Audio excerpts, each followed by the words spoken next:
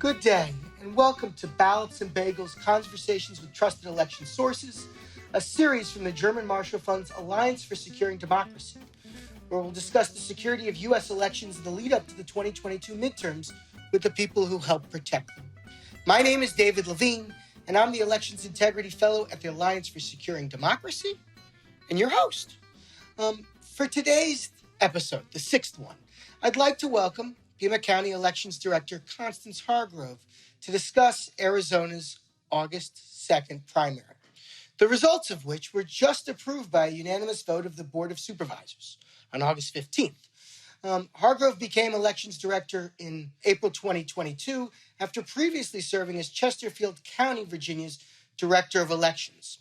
Prior to taking that position in 2017, she was Chesterfield County, Virginia's Deputy Director of Elections, and before that, she spent 16 years working for the city of Richmond, Virginia. So she's no stranger to election administration. Arizona has been ground zero since the 2020 presidential election, and Pima County is no exception. Last year, former President Trump falsely claimed that the 2020 election in Pima County was rigged and stolen from him, emailing supporters about supposed staggering anomalies and fictitious votes. In February of this year, Pima County switched over to vote centers from a precinct-based polling system, allowing voters to cast their ballots at any of the county's 100-plus vote centers for the August primary, and acquired technology, including electronic poll books, to facilitate this transition. These changes have attracted criticism, mostly from the former president's supporters as well, and the conspiracy accusations that were levied against officials in Maricopa County are now also being used to question those overseeing elections in Pima County. But despite all of this, the Pima County residents don't appear to have any reason to question the safety, the security, or frankly, the accuracy of the August 2nd primary. And I look forward to discussing this and more with Pima County Elections Director Constance Hargrove. Constance, thanks for joining me. Thank you for having me. Well, let's jump right into this. Folks would rather hear more from you than from me. Many election officials have noted the sharp contrast between administering elections now and before 2020, including a rise in harassment, abuse, and threats made against them and their colleagues, and this has contributed to many election officials leaving the field. In contrast, one might argue that you've moved closer to the eye of the storm by taking your current role after working more than 20 years, if my math serves me correctly, in Virginia. Can you tell our listeners a bit about your initial motivation for becoming an elections administrator and what led you to come take the Pima County Elections Director role after such a lengthy stint doing elections in Virginia? Absolutely. So actually, I became an election administrator by accident, I would say. I encountered the General Assembly, met the then General Registrar Alice Lynch, that was the General Registrar in the city of Richmond when I started in elections, and she hired me into elections. History speaks for itself. I started there. I moved into the deputy position, stayed there 16 years, obviously moved into Chesterfield County, fell in love with elections, administering elections, making sure that everybody had their constitutional right to vote. So that is how I started in elections and why I'm still in elections. Cool. And just to follow up on that last point, what's interesting is after moving up and becoming the director of elections in Chesterfield, you obviously came and take this position here in Pima County. Some have called it the blue dot in a more sort of red state. But you came into this role earlier this year knowing full well just how much scrutiny elections officials have come under. Can you tell us a little bit about what led you to make the move? Yeah, so I was actually approached by the recruiter in the Human Resources Department here in Pima County. I took a look at the job. I said, okay, that meets my qualifications. I think I can do that. They, of course, explained to me during the interview process, your top people are gone. There will be nobody there when you arrive. And I just feel like I was just led to come here. I'll just put it out there. I just felt like God led me to come here to make sure that elections are run safely and securely here in Pima County. And I am no stranger to challenges. And so here I am in Pima County running elections. Sure. Well, I know from the Monday meeting that a number of the supervisors mentioned, right, how happy they were to have you as we are here on the podcast. The fight over election integrity, as you know, in Arizona has played out at the state and national levels. As I mentioned at the top, Pima County has not been immune from that rhetoric. And in fact, before the primary, there were stories questioning the security and the wisdom of in-person voter centers, even after Pima County ran multiple mock elections, right, to help ease doubts and satisfy curiosities about its new voting systems. I'm hoping that you can walk through, right, some of the challenges that Pima County had transitioning to a vote center model for this primary, and why the county decided to conduct mock elections to help deal with that. Yeah, so some of the challenges that we had with implementing vote centers and of course the electronic poll books is that the individuals that started the process, they left. So there, that left some insecurity in the minds of the leadership in the county, the voters in the county. Of course, how is this going to work? There's no one at the top leading this charge, making sure that the equipment is here, the equipment is tested, that the officers are trained and able to use the equipment. And so that left some insecurity in people's minds. And the change from vote centers to from precincts is not that big a change as far as process. But in everyone's mind, it was this overhaul change of the election process. And it really isn't. And so holding the mock elections or demonstrations, if you will, for the public was to allow them to see the equipment, to touch the equipment, and to see how the process remained the same with paper ballots still in place. Interesting. Can you give a couple of examples potentially on how these mock elections either helped bolster ideas for how you were going to prepare for the primary, or maybe gave you additional ideas for things that you were going to do, particularly in light of the fact that, as you indicated, that you were fairly new and there were some senior folks who had left? Yes, so having the mock elections actually gave the staff an opportunity to see how a vote center would actually work. Coming from Virginia, we had early voting, so I ran early voting locations, which are very similar to vote centers in how they function, except for the fact that we had scanners in Virginia where we scan ballots on election day, and here we have central count. So it allowed my staff to actually see the process as well as participate in trying to prepare it. So it helped the staff. There were a lot of actually inspectors and poll workers who came through to see the equipment, to see the process.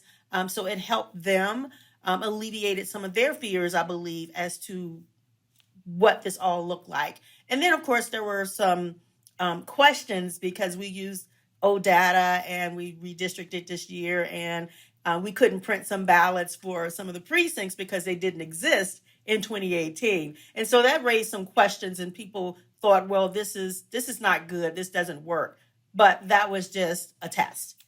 Well, and Constance, let me follow up on a point on that, because this is really important. There were some people that said when those tests were done, why are we using testing data and not live data to run a mock election? Now, as a former election official, I have some sense as to why you do that. But for our viewers who may not be in the weeds of elections all the time, why use, right, test data, which by the very nature of it, when you're doing a previous election, may not be able to envision all the scenarios in the present circumstances? We would use test data because if you do not want to use, number one, a live database that you're going to use on election day, the same ballots that are going to be used on election day, and have them out here in the world, people voting. And then that would definitely bring questions to the integrity of the election. How many ballots were switched out? Where did these ballots come from? How do we know what you're doing with these ballots is prior to election day? It would just raise more questions.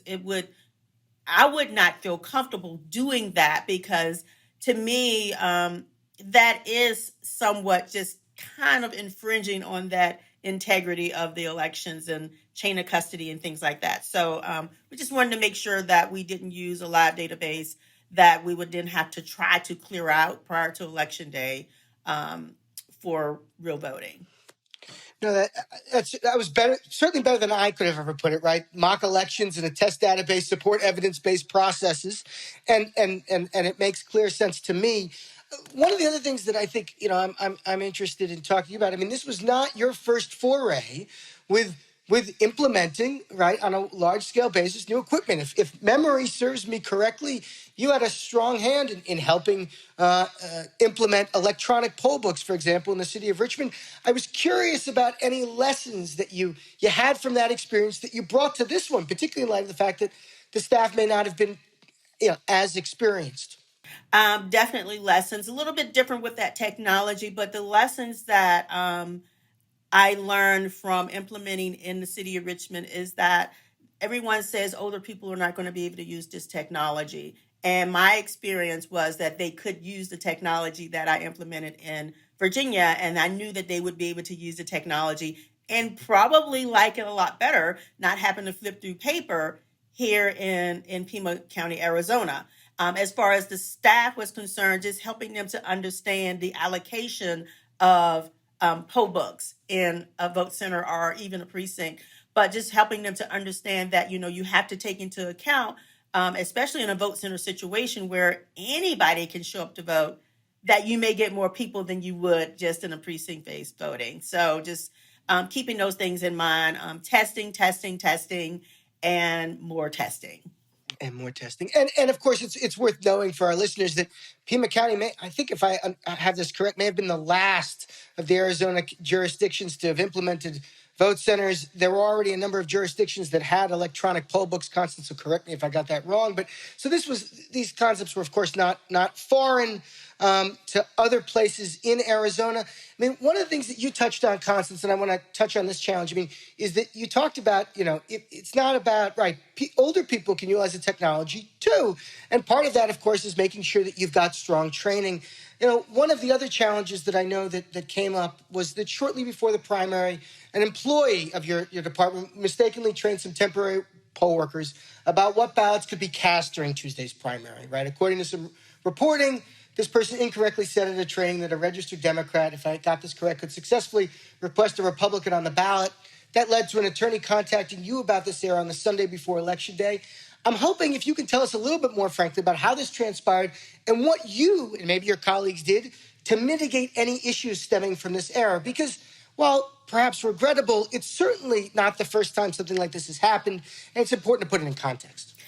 Yes, so the trainer, new trainer, more than likely from nerves, and someone probably asked him a question, and he erroneously answered the question, saying that a Republican can get a Democratic ballot, or a Democrat can get a Republican ballot, which is not true. And he had been training for a couple of weeks, had not said that before. He'd given the correct information before. So he made this mistake. And so what we did to mitigate that, the trainer actually wrote a letter explaining what happened, emailed all of the inspectors prior to Election Day on Monday. We also sent the information out to the vote centers on Election Day, and created actually a little poster that they could post as well. So we got the information out there to the inspectors and poll workers, that the information that was provided to you in training, because we didn't know exactly who heard what. So we had to contact everybody that it was incorrect. No, and that's particularly, impressive because as I understand it, you received notification on a Sunday afternoon. There's an election the election was on Tuesday. So this was happening between perhaps late on Sunday through Monday? Or do I have the time frame off? No, you have the time frame correct. So I did get the email from the attorney on Sunday, and Monday morning we went into action, making sure that we contacted everyone. Well, I know there's been some attention, of course, on issues in the primary, like the couple we spoke about. But frankly, there was also a number of successes, right? As we alluded to before, the primary marked the county's debut of e-poll books and voting centers. For those who may not be familiar, right, the e-poll book, poll workers could check in voters, as I got it, with either an iPad or e-poll book that scans voters' IDs and confirms their eligibility to vote. The e-poll book then had the ability to send a ballot specific to each voter to a ballot-on-demand printer. According to reporting that I saw, of the 197 new ballot printers deployed on Election Day, only 2 experienced technical issues, which, from where I sit, is a minor miracle, and neither caused any significant delays in the voting process. Supervisor Matt Hines said that he voted in less than 4 minutes, so that the process worked beautifully. Supervisor, and I hope I pronounced her name correctly, Kujalva, thought you and your colleagues did a remarkable job. Can you tell our listeners, though, more about these successes and others that Pima County achieved during the primary, and how you plan to build upon those for future elections? Yes, absolutely. I was very happy and very proud of the poll workers who had very little time to learn how to use the technology, to change from precincts to vote centers, and they embraced it. They all were able to get their equipment up and operating by 6 a.m., which is always what we want, right? 6 a.m. polls open. We want to make sure that everybody's ready to go. That was an absolute success, and definitely kudos to those poll workers who actually did that. The printers not working. There were little quirky things about little bows in the table. The table's kind of bowed, so the paper tray wouldn't work properly. So that created some problems. And of course, we're still digesting and going through all of the information from the election to see what else actually occurred. But it was, by all accounts, a successful election. The majority of the comments that we've gotten back from poll workers and voters is that they loved it. They enjoy working with the new technology. No, that's really good to hear. I mean, obviously, there's a certain chunk of your voters that are often choosing to, or at least in the past, have voted by mail. But I'm, glad to hear that the experience was positive. It was interesting. Most of the supervisors expressed wholehearted support for the election. They did also, though, I think it's noted on Monday, indicated that they wanted a written report on how the election went, how it could be improved upon. You touched on a couple of aspects of the election, but can you talk to folks about the kinds of things you're going to hope to touch on in this report, so that you and your team feel like you have a good sense of what worked and what you need to improve upon going forward for November? Definitely, a big piece of that is going to be training. So training for our poll workers, and especially also training for the staff as they continue to transition and think about vote centers as opposed to precincts. That is a mindset that you have to adjust and make sure that you understand how all of that works. So training is going to be key and germane, of course, for my trainer, making sure that mistakes are not made in telling people the wrong information, taking a look at allocation of ballot stock. That was one of the things that came up, that one of the vote centers ran out of ballot stock. They had to wait to receive more ballot stock. But the wonderful thing about vote centers is that the voters could go down the street to another vote center and continue voting. Once they got their ballot stock in, they were up and running. So making sure we look at allocations and troubleshooting and how many people are in the field able to assist vote centers if they encounter any problems, making sure that they do not have to wait an hour, 2 hours for support. My rule of thumb is 20 minutes. So if we can't get something resolved in 20 minutes or fixed, let's go ahead and replace it. We'll deal with what's wrong with it later, because we don't want the poll workers having to wait a long time. And of course, we don't want voters having to wait for a long time to actually be able to cast their ballot. So training and allocation and just addressing some procedural issues that we encountered. No, that's really interesting and helpful, and of course speaks to part of the reason for the mock election. I know that folks there talked about how they were able to help assess or confirm the number of pieces of equipment that might need at a given vote center, in part based on how the mock election went. And so, no, I'm glad to hear about that. And the 20 minutes thing, of course, is heartening. It dovetails, of course, with the Presidential Commission on Election Administration's desire to have voters vote within a 30-minute time frame. Let's change gears a little bit. We've spoken about how the election actually went. Let's talk a little bit about how others might have perceived the election went. I know ahead of the primary, several candidates and officials spread false information, about the results of the 2020 election and Arizona's election processes. And frankly, many of them emerged victorious. The leading candidate in the Republican gubernatorial primary is a full-throated election denier who has falsely maintained that former President Trump won the election. The Republican Secretary of State candidate wants to decertify the 2020 results. And of course, that candidate's also called for rolling back Arizona's early voting system, eliminating voting centers, and stopping the use of electronic voting machines. When people in positions of trust, spread this kind of information, that, of course, combined with a general lack of public understanding, can create, a really difficult scenario where voters don't trust the results, putting American democracy in a precarious spot. I'm interested in, because I know that you were keenly aware of much of this. What proactive steps you and your colleagues took, particularly in light of you coming on board so recently, to try and build relationships with voters and other stakeholders to try and counter some of this mis and disinformation ahead of the primary?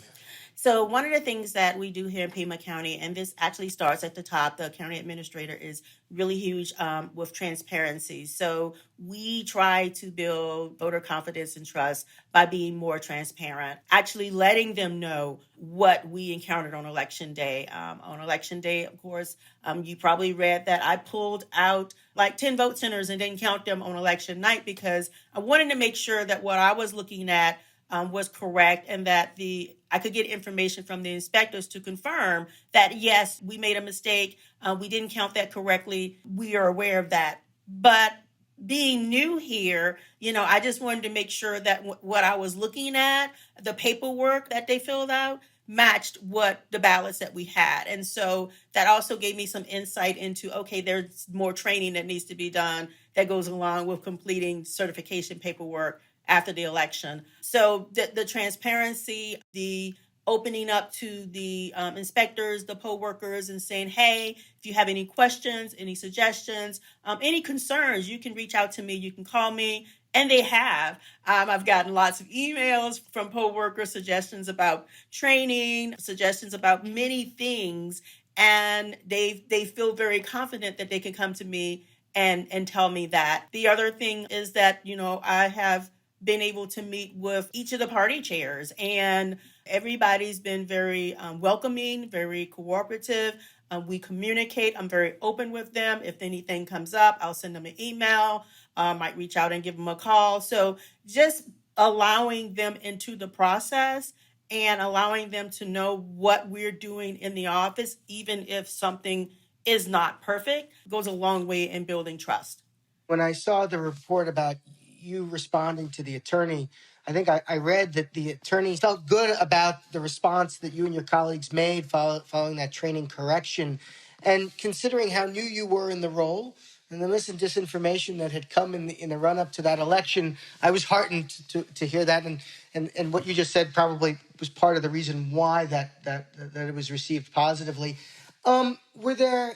I'm curious how you educated your communities about, or you maybe your colleagues did, about vote centers, right? Between the time, right, that they were approved and of course the primary. I mean, it's enough. I think many election officials are just simply trying to figure out how to deal with stuff from 2020 and stuff that's sort of not, has no basis in reality, let alone new changes to processes. And I was hoping you might be able to tell us a little about sort of proactive outreach you and your colleagues did on that piece. Yeah, so the recorder and we work with the communications department here in Pima County to radio, TV, newspapers. So we got that information out. We didn't have a lot of opportunity to speak to groups in person. I did speak to a couple of groups, but we now have more opportunity to do that. We had 2 websites up. There's a QR code where people could use the QR code to go to the website to find their vote center, to find out vote center information. And I did get to go on one radio show and speak about vote centers and the transition to the new technology. So we tried a lot of different avenues to get the information out, and we met every week to make sure we could do that, and we'll meet again today. So so it's a combination of things, getting the word out and the parties helping to get the word out and voters themselves helping to get the word out. So there's just a lot that went into trying to educate the public. Pivoting from sort of external communication to trying, convincing the public to internal communication. I mean, obviously, you were aware of false information that was swirling around about the election process. What preparations did you make with your team internally to respond to false information? We didn't get inundated with a lot of that false information. Fortunately, Pima County, we did very well, but my staff is very knowledgeable about their jobs, what they do. So any questions that came in from candidates, they were able to respond to.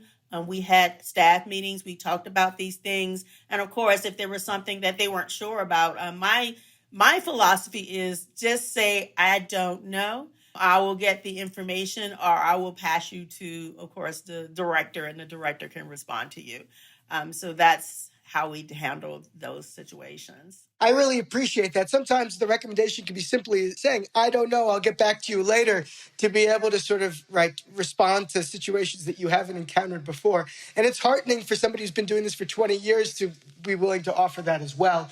Before we get off, Constance, because this has been really enlightening and interesting on my end, I was curious. Well, two things are really important. First, because I forgot recently, this, of course, is called Ballots and Bagels. So the most serious question potentially in this whole thing is, what is your favorite bagel? And you ought to know there's an awful lot riding on it before you answer. I would have to say cinnamon raisin is my favorite bagel. Excellent. And do you put anything on it, or is there enough there that you can do it plain? Just regular cream cheese. Excellent. Well, that's not the best response I've gotten, but it's far from the worst. I would give it a B plus. It's a solid choice. On a slightly more serious note, but only a little bit more, as we go forward, you've touched on, disinformation. You've touched on training. You've touched on the introduction of new equipment into the process. I'm interested in your thoughts on what you think the biggest threat you feel to the integrity of U.S. elections is. As part of that, what one piece of advice you may have for other folks who are gearing up for elections, either primaries that still remain or the general election ahead? The biggest challenge, the biggest threat is misinformation. And misinformation creates fear. And when people are afraid, they do things that are just do not make any sense. So irrational things, right? And so let's use, for an example, the issue with markers, the Sharpies, if you will. Pima County does not use Sharpies; we use markers. But to them, all markers are the same. They're all Sharpies, and the integrity of their vote is being desecrated because we're using these markers. It is absolutely not true. It creates fear in people, and then they start calling and thinking, oh, my vote's not going to be counted because we've now used a marker. So misinformation, just creating fear in people that is unnecessary. And then people don't want to vote. It turns them against voting because they do not want to have to deal with the challenges. So I think that is the biggest challenge that we face right now, is just misinformation and creating fear in people, and then people feeling disenfranchised because of that fear. Yeah, no, I couldn't agree more. I know that the House Oversight Committee recently came out with a report talking about how misinformation and disinformation are affecting confidence in the elections process, how voters perceive the process, and of course affecting election workers as well. Constance, it's been a pleasure to have you on with us. I'm glad that so far the transition to the West, the Southwest, has been so far so good. And I wish you the best of luck going forward. I'd also, before I get off, like to thank Rachel Dean Wilson, Kayla Goodson, Krisha Sikora, and Hannah Foreman for making this interview possible, as well as Abby Foreman for her branding work. Ballots and Bagels, Conversations with Trusted Sources is a production of the Alliance for Securing Democracy. Thanks for listening in, and until next time, keep the faith in U.S. elections.